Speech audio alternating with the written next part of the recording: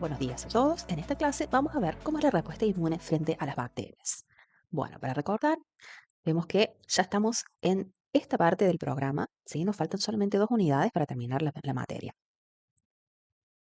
Bueno, van a ver que la mayoría de las cosas que vamos a ver en este teórico y en los siguientes ya las hemos visto. Solamente queremos integrar con estos teóricos, que son de respuesta inmune a los virus, a las bacterias, a los parásitos y a los hongos, queremos integrar cuáles son los mecanismos de la respuesta inmune que hemos visto como por separado en la primera parte de la materia, ¿sí? Que se utilizan para cada tipo diferente de microorganismo. Bien, en cuanto a las bacterias, sabemos que los animales viven expuestos constantemente a una carga bacteriana muy alta en el ambiente. Sin embargo, la mayoría de las bacterias no pueden invadir los tejidos ni causar enfermedades porque el sistema inmune está constantemente vigilando y actuando en contra de estas bacterias para prevenir esa invasión. Y esto es muy evidente porque cuando un animal muere, en pocas horas, en pocos días, pocas horas, su cuerpo se empieza a descomponer. ¿Y eso por qué es? Porque deja de funcionar el sistema inmune. Entonces, las mismas bacterias que están en contacto constantemente con él pueden empezar a invadir el cuerpo de ese animal y utilizarlo como sustrato, como alimento. Y entonces ahí es cuando empieza la descomposición. En cuanto a las bacterias, tenemos de diferentes tipos. Esto ustedes ya han tenido microbiología, así que lo saben.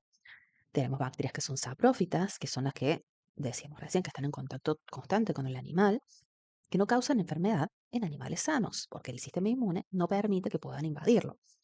Sin embargo, sí pueden causar enfermedad en animales que son inmunodeficientes, como vamos a ver en el teórico de la semana que viene. Por eso pueden considerarse que son patógenos oportunistas. Bien, después tenemos bacterias que de por sí ya son patógenas, causan enfermedad incluso en animales sanos porque poseen factores de virulencia que favorecen la invasión y le permiten colonizar el ambiente animal, o sea, colonizar los tejidos. Bien, y también, por otro lado, tenemos bacterias que se consideran benéficas, como por ejemplo la microbiota comensal, las bacterias probióticas, que son bacterias que administradas en ciertas cantidades con el alimento al animal, le causan un beneficio. Por ejemplo, hay muchas que son inmunomoduladoras, que producen metabolitos que modulan la respuesta inmune hacia un efecto beneficioso, por ejemplo, un efecto antiinflamatorio y pueden ayudar en una diarrea. Entonces, de esa manera, poseen efectos beneficiosos para el animal. Ahora vamos a hablar de los mecanismos que son más efectivos en la respuesta inmune cuando la bacteria está fuera de la célula. O sea, puede estar en circulación, en los líquidos biológicos, en el tejido, en el espacio intercelular, sin entrar adentro del citoplasma. Bien, bueno, entonces, sabemos que uno de los mejores mecanismos que tiene la respuesta inmune para atacar bacterias extracelulares, sobre todo que están en circulación en los líquidos biológicos, es el complemento, ¿sí? El complemento que eran esas proteínas que podían activarse unas a otras en cascada y lo que terminaban haciendo era lisar a las bacterias por formación de poros en su membrana por acción del MAC o complejo de ataque a la membrana. Bien, se puede activar por la vía clásica, la vía alternativa y la vía de las lectinas. Los tres mecanismos de activación pueden funcionar contra las bacterias extracelulares. Bien, algunos de los componentes del complemento también son opsoninas, entonces pueden opsonizar a las bacterias al igual que los anticuerpos que también pueden actuar como opsoninas y entonces de esa manera se puede favorecer también la fagocitosis. Acá tenemos esta figura, todos estos mecanismos ilustrados, ¿sí? También vemos que los anticuerpos pueden funcionar para aglutinar bacterias, ¿sí? Y evitar que penetren, por ejemplo, en los epitelios, pueden neutralizar toxinas, ¿sí? Y los anticuerpos también, cuando se unen a las bacterias, además de opsonizar, pueden activar el complemento por la vía clásica, ¿sí?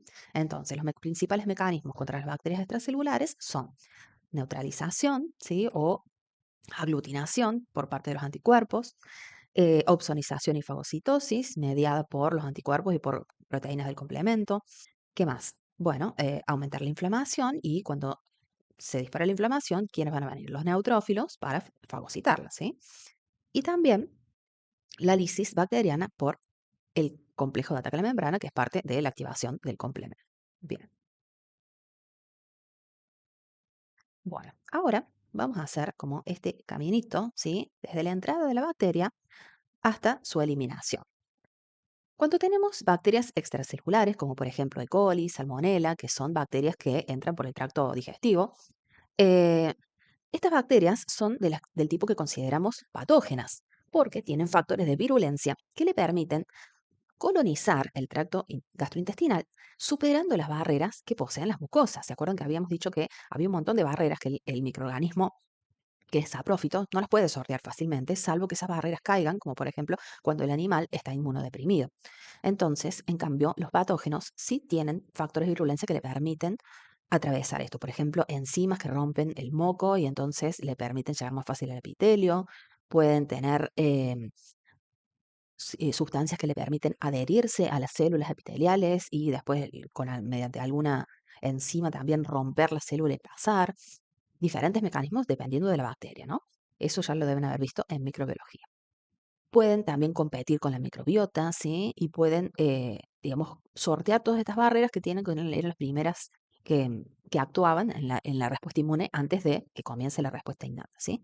Bueno, si estas barreras son sorteadas ya, la bacteria puede atravesar el epitelio y llegar hasta la lámina propia. Y ahí se encuentra con quién, con las células residentes o las células centinelas, que les decimos, que eran esas que estaban ahí esperando a ver si entraba algo extraño. Estas células, que eran células dendríticas, mastocitos y macrófagos, tenían muchos PRRs para poder reconocer rápidamente los PAMPs de la bacteria que entró, ¿sí? Entonces, estas células, acá puse solamente células dendríticas, pero son las tres células centinelas, pueden estar, reconocen los PAMPs y DAMPs también, porque muchas bacterias dijimos que tienen enzimas que le permiten romper el epitelio, entonces se liberan DAMPs. Entonces, ¿qué va a pasar?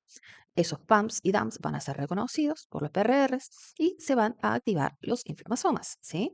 Bien, y entonces se van a secretar las citoquinas proinflamatorias, que cuáles eran: interleuquina 1 beta, interleuquina 6, TNF-alfa y la quimioquina, interleuquina 8. Con esto disparan la señal para que se active la inflamación y vengan a través de la sangre otras células. Si es una bacteria extracelular, ¿qué células necesitarán acudir para ejercer la mejor acción contra una bacteria extracelular, que es la fagocitosis? ¿Sí? Van a venir entonces los neutrófilos y luego los macrófagos, ¿sí? Al sitio donde está la bacteria para eliminarla por fagocitosis. Bien, mientras tanto, la célula dendrítica que reconoció esa bacteria, la endocita, la procesa, ¿sí?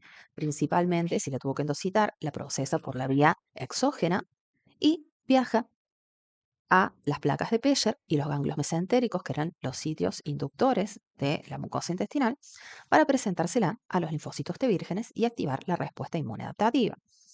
Bien, también cuando la bacteria atraviesa el epitelio, ya en la lámina propia, puede activarse el complemento, ¿sí? Habíamos visto que en la luz del intestino el complemento no se activa porque es algo que no conviene, porque si no estaríamos en inflamación constante, pero una vez que la bacteria atravesó las barreras, sí se considera que ahora está en una de esas que decimos situaciones de alerta en las cuales el complemento sí se activa. Bien, volviendo a la célula dendrítica que llegó al ganglio, en los sitios inductores, las células dendríticas van a presentar los antígenos y se van a activar entonces los linfocitos T. En estos ganglios y en las placas de Peyer, como habíamos visto, no hay solamente linfocitos T, sino que también tenemos linfocitos B. Entonces, estos linfocitos B también van a captar antígenos que llegan solos a la placa de Peyer, ¿sí? O al ganglio llegan por medio de la linfa. Entonces, allí también se van a activar, va a ocurrir la cooperación BT con el linfocito T helper folicular y se van a formar plasmoblastos que junto con los linfocitos T activados van a viajar, ¿sí? Hacia los sitios efectores donde se van a ubicar para efectuar su acción. Y si estamos hablando de una bacteria extracelular, ¿cuáles van a ser estas acciones? Para una bacteria extracelular, dijimos que los perfiles de linfocitos que se tienen que activar son, por un lado, el del T helper folicular, para que pueda hacer la cooperación BT, porque necesitamos anticuerpos contra la bacteria extracelular para opsonizar, ¿sí? Para activar el complemento por la vía clásica y para las acciones que habíamos visto. Si tiene toxinas, que neutralice una toxina, ¿sí? También necesitamos siempre que se forme mucha IgA, porque en el intestino, como vemos acá, la IgA sale hacia la luz intestinal y entonces permite aglutinar a esas bacterias que todavía no entraron, ¿sí? Porque nunca hay una sola, siempre cuando hay una infección, hay mucha cantidad de bacterias. Entonces, mientras algunas ya pasaron, después de cuando ocurre toda la respuesta inmune, la IgA sale hacia el lumen para tratar de aglutinar las que todavía no atravesaron el epitelio. Bien, entonces, en cuanto a linfocitos T, dijimos que se activan los helper y que otro era útil en una infección por bacteria extracelular. El linfocito TH17, porque ese producía la interleuquina 17, que lo que hacía era como estimular a que se produjeran más de las citoquinas proinflamatorias, que son estas que dijimos acá al principio, ¿sí? Que hacían que se reclutaran más células fagocíticas como neutrófilos y macrófagos, que son justamente los que necesitamos para fagocitar a la bacteria. Bueno, ahora vamos a ver la diferencia con los mecanismos que se utilizan para combatir a las bacterias intracelulares. En este caso, como la bacteria está adentro de una célula, los anticuerpos, el complemento y la fagocitosis, bueno, la fagocitosis sí, ya vamos a ver cómo, no lo pueden afectar de la misma manera, ¿sí? Bueno, hay una particularidad de diferencias entre lo que es una bacteria intracelular y un virus, ¿sí? El virus necesita sí o sí estar dentro de una célula para poder replicarse y sobrevivir, ¿sí? En cambio, las bacterias que se consideran intracelulares son intracelulares facultativas, significa que también pueden estar fuera de la célula y al mismo tiempo hay bacterias fuera de la célula y hay bacterias dentro de la célula también al principio, ¿sí?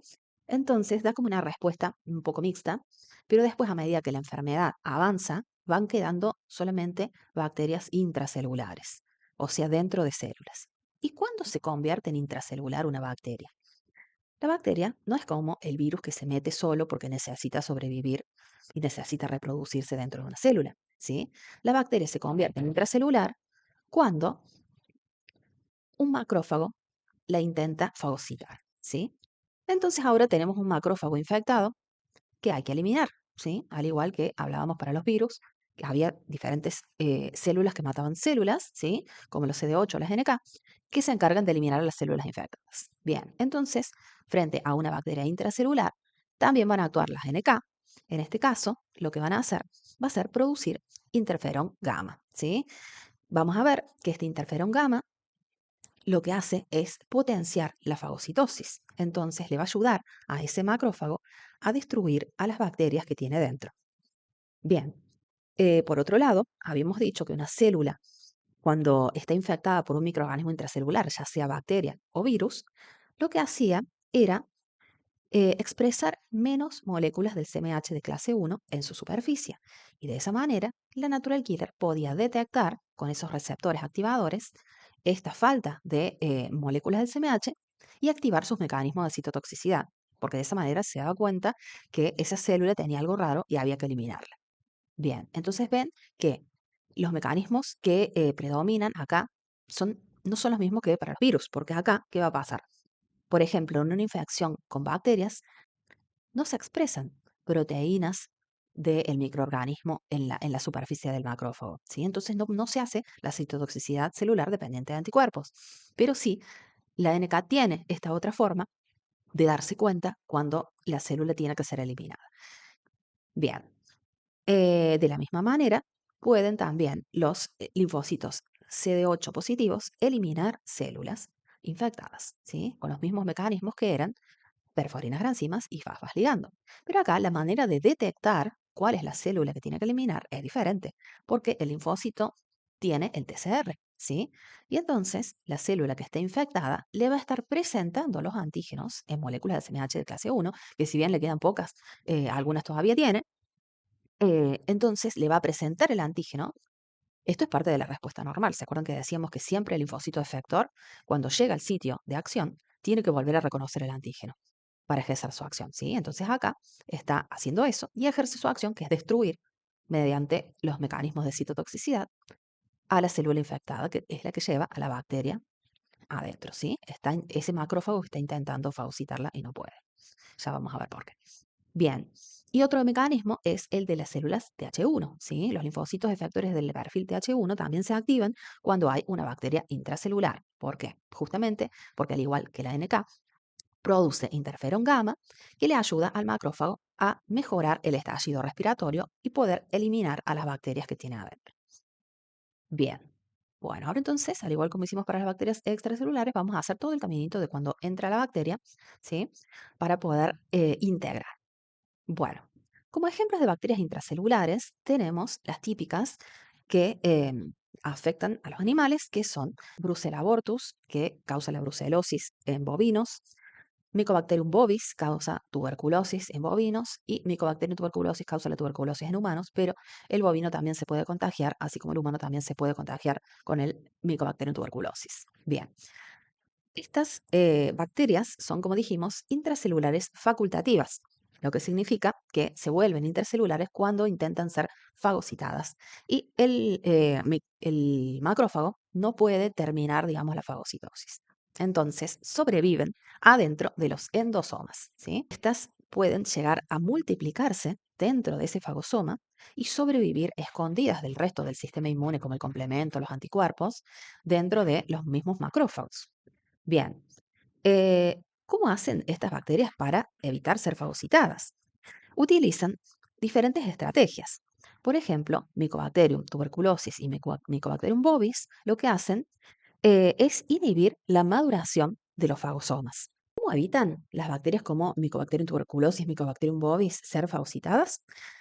Lo que hacen es inhibir la maduración de los fagosomas. Impiden la unión del lisosoma con el fagosoma y la formación del fagolisosoma. Entonces, de esta manera, no toman contacto con las enzimas líticas y ya es mucho más difícil destruirlas, porque la fagocitosis va a depender solamente del estallido respiratorio, de las especies reactivas del oxígeno y el óxido nítrico. Entonces, ¿cuál es el tipo de respuesta óptima? ¿Sí? Se necesita para eliminar estas bacterias una respuesta que sea mediada por células. Una porque están dentro de una célula, entonces no son alcanzadas por los mecanismos que vimos para las bacterias extracelulares. Y otra porque eh, hay diferentes células, como por ejemplo los linfocitos Th1, las NK que ya vimos, ¿sí? Que producen esta citoquina que es muy importante en este caso, que es el interferón gamma. El interferón gamma lo que hace es optimizar las condiciones de adentro del endosoma para que se produzcan más especies reactivas del oxígeno y del óxido nítrico. Entonces lo que hace es potenciar la fagocitosis mediante eh, la potenciación de lo que es el estallido respiratorio. Bien, sin embargo, estas bacterias también pueden salirse del endosoma, ¿sí? Porque producen proteínas que lo que hacen es interrumpir como la continuidad de la membrana del endosoma y por ahí pueden salirse y caer en el citoplasma, ¿sí? Entonces, ahí ya no son alcanzadas por las especies reactivas del oxígeno. Entonces, la única que queda en este caso es que el macrófago sea destruido por los linfocitos T CD8, ¿sí? Entonces, ¿qué va a pasar? Cuando se sale al citoplasma y algunos de esos antígenos puedan ser procesados por la vía endógena, ¿sí? Estos son presentados en las moléculas de SMH de clase 1 y esto puede ser reconocido por los linfocitos T CD8, efectores que ya se activaron allá en el ganglio, ¿sí? Y entonces de esa manera destruir a el macrófago infectado, ¿sí? Y se liberan también algunas bacterias que ahora sí que están afuera, pueden ser fagocitadas, por ejemplo. Bien, como dijimos, el Mycobacterium bovis, Mycobacterium tuberculosis y también Brucella abortus tienen diferentes estrategias para poder burlar a la respuesta inmune y sobrevivir. Diferentes especies bacterianas utilizan diferentes tácticas eh, para evitar como diferentes mecanismos de la respuesta inmune. Por ejemplo, dijimos la inhibición del fagosoma, la inhibición de la formación del fagolisosoma, ¿sí? El escape al citoplasma. Algunas tienen una pared celular muy resistente que es difícilmente afectada por las enzimas líticas. Algunas tienen como una pared celular con lípidos, ¿sí? Como por ejemplo todas las micobacterias, que también la hace más difícil de fagocitar. Sintetizan compuestos que pueden neutralizar el estallido respiratorio. También habíamos dicho que inhiben la síntesis de las moléculas del CMH1. Y otra cosa que hacen también las micobacterias, sobre todo Mycobacterium tuberculosis, es retardar la activación de la respuesta adaptativa. ¿Cómo es esto? Normalmente, la célula dendrítica, una vez que capta a la bacteria, ¿sí? La procesa y se va al ganglio y es ese viaje tarda unas 72 horas, ¿sí? En el caso de la tuberculosis, los linfocitos efectores pueden llegar al pulmón como a los 18 o 20 días, porque esa célula dendrítica, en vez de llegar en 72 horas al ganglio, llega en 8 o 9 días. ¿Y esto por qué es? Porque se retrasa lo que es la maduración de la célula dendrítica. O sea, ¿qué es lo que va a pasar? Va a tardar mucho y entonces mientras tanto, hasta que lleguen los linfocitos TH1 con su interferón gamma a potenciar la fagocitosis, mientras ya tuvo tiempo la bacteria de sobrevivir y multiplicarse en los endosomas. Entonces, de esa manera, la erradicación total de la infección se hace imposible. Por esto es que es una infección crónica. Bueno, entonces, dijimos que Mycobacterium tuberculosis y bovis podían afectar tanto a bovinos como a humanos y entraban por inhalación, ¿sí? Uno se contagia a través del sistema respiratorio y se sabe hoy que el 70% de la población humana ha estado expuesta a Mycobacterium, ¿sí? Pero no desarrolla una infección activa porque la respuesta innata es muy exitosa en un individuo que está inmunocompetente. Sin embargo, hay un 30% de la población que sí se infecta debido a diferentes cuestiones intrínsecas de la persona o a su estado inmunitario. Y de ese 30%, ¿sí? El 90% tiene una infección latente, o sea que no se elimina, pero que probablemente nunca se active. Entonces, hay personas, muchos veterinarios, que están en contacto constante con todo el ganado bovino, que generalmente está más afectado por Mycobacterium bovis que tuberculosis, ¿sí? Em, pueden tener la infección, pero ni se enteran, ¿sí? Mientras que en personas inmunosuprimidas, sí, se desarrolla la enfermedad, en el 5 al 10% de las personas. Bien, esto es como para tener en cuenta, para que recordemos que la tuberculosis no es una enfermedad del pasado, ¿sí? Y mucho menos para las personas que están en contacto con animales que son portadores de micobacterias, como muchos animales de producción. Bien, entonces, por ejemplo, tanto el hombre como el bovino, digamos, se pueden contagiar por inhalación. Entonces, las células centinelas que lo van a captar van a ser los macrófagos alveolares.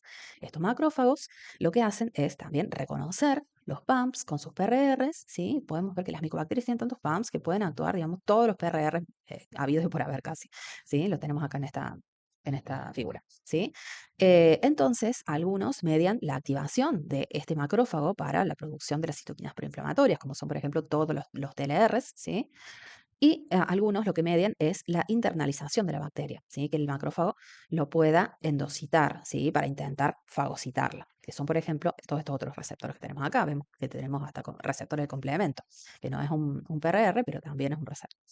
Bien, entonces, ¿qué va a pasar? La bacteria va a intentar ser fagocitada por este macrófago, ¿sí?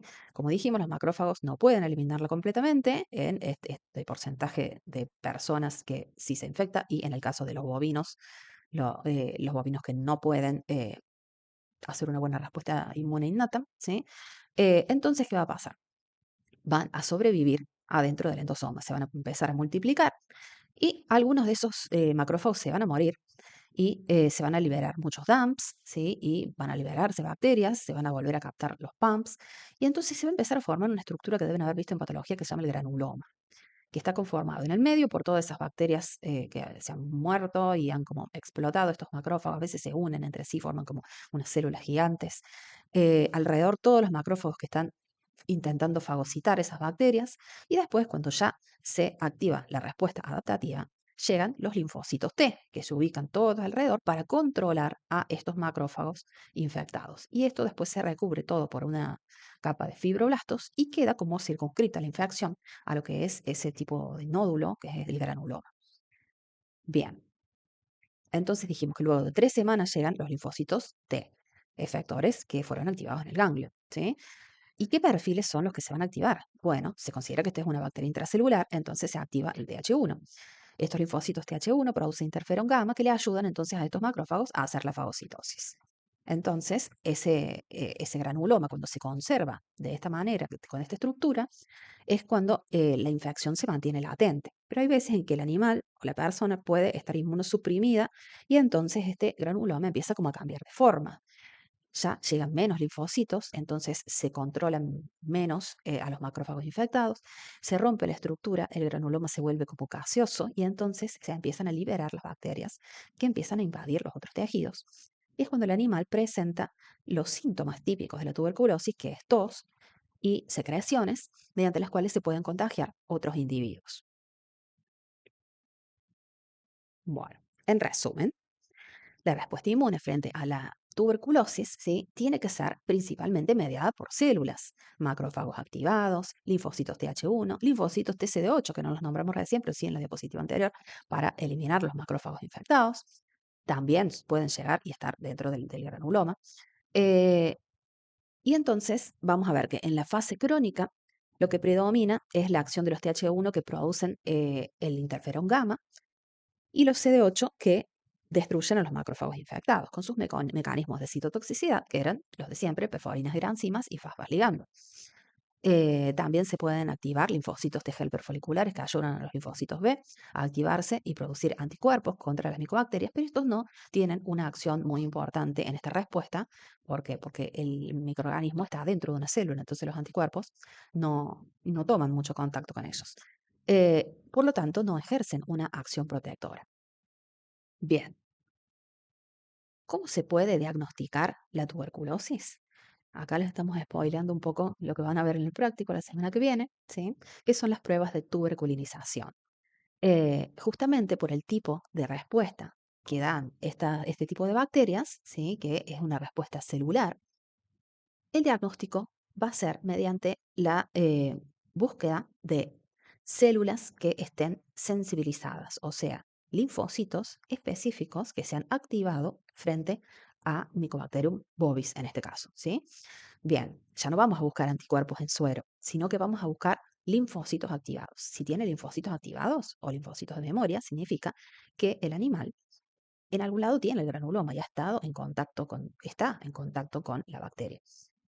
Para ello, lo que se hace es una prueba que es intradérmica, se le inyecta en el pliegue anocaudal de la cola de la vaca un PPD, que es un derivado proteico purificado, que es un antígeno, ¿sí? De Mycobacterium bovis. Y lo que vamos a observar es una reacción de hipersensibilidad de tipo 4 que causa como una inflamación y un engrosamiento del pliegue en donde se inoculó el antígeno en 72 horas. ¿Qué significa? Si en 72 horas los linfocitos sensibilizados contra este antígeno pueden llegar al lugar en donde se colocó el antígeno, ¿sí?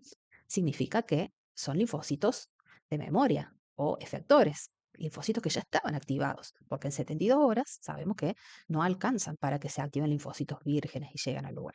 Entonces, esta es una manera de saber si el animal está sensibilizado contra antígenos de Helicobacterium. Y si lo está, significa que está infectado. No distingue esta prueba infección de enfermedad, que es como dijimos, es una infección crónica. Puede que el animal no esté presentando síntomas, pero si da positivo, significa que está infectado. Bueno, esto lo vamos a ver mejor en la clase que viene. Bueno, y hasta ahí llegamos con este tema y en el próximo video vamos a ver respuesta inmune frente a los parásitos.